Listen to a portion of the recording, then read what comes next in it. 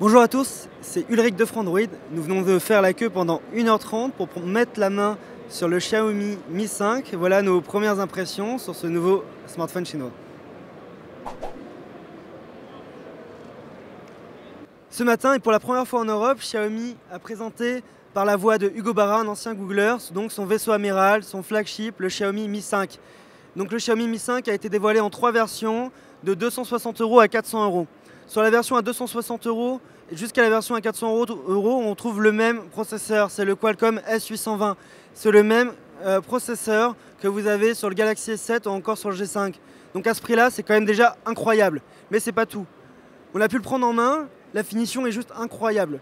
Le téléphone fait entre 7 et 8 mm d'épaisseur. À l'arrière, il a les bords un peu incurvés. C'est pas vraiment les bords, c'est la coque arrière qui est incurvée comme sur le Galaxy S7, ce qui est super agréable en main pour une taille d'écran qui fait 5,1 pouces en définition 1080p.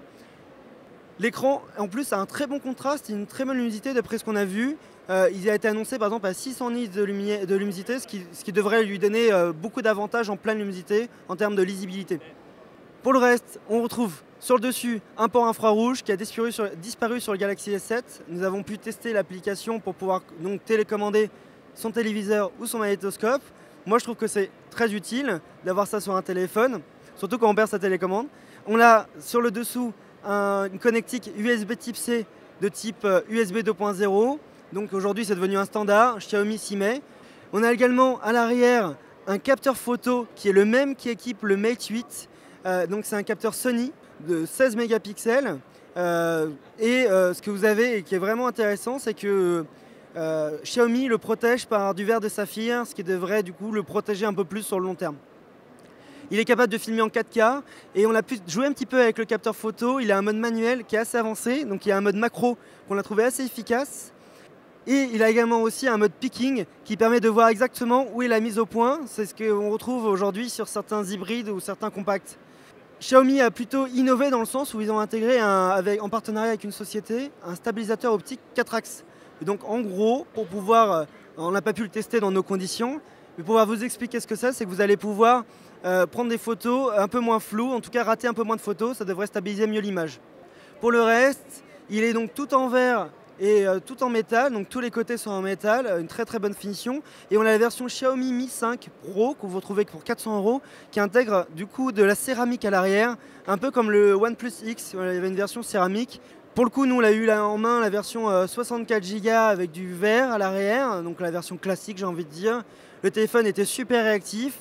On a de l'Android 6.0 Marshmallow avec MyUI.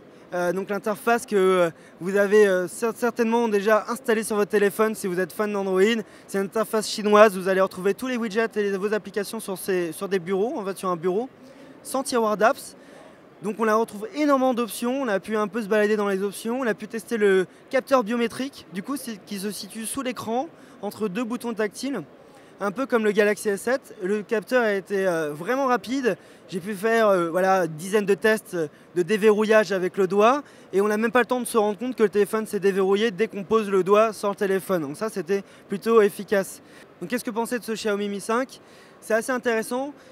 D'un point de vue de différenciation, on va dire que Xiaomi a travaillé main dans la main avec Qualcomm parce que toutes les nouveautés introduites par le Snapdragon 820 sont intégrées dans le Xiaomi Mi 5, comme le Fast Charge par exemple 3.0, qui va permettre aux gens de recharger très vite leur appareil.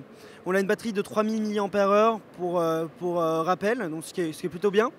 On a un téléphone donc, qui a un excellent rapport qualité-prix, surtout entre 260 à 400 €. Il y a un gros bémol. C'est-à-dire qu'en gros, Xiaomi a présenté un téléphone qui est compatible catégorie 9 de la 4G LTE, ce qui est vraiment cool. Ça veut dire qu'en gros, il a 2-3 ans, voire même 4 ans, on va dire, de compatibilité avec le réseau actuel. Il va pouvoir profiter de toutes les nouveautés introduites par les opérateurs. Cependant, a priori, la version qu'on va avoir sera uniquement pour le marché chinois et les pays voisins de la Chine.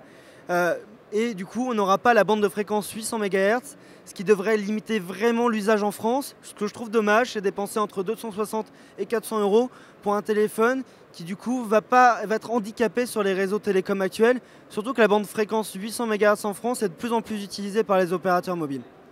Voilà, donc Super, là on dit good value for money, donc vraiment très bon rapport qualité-prix sur le Xiaomi Mi 5. On a quand même hâte de le tester, mais dommage pour les 800 MHz si cela est confirmé bien sûr.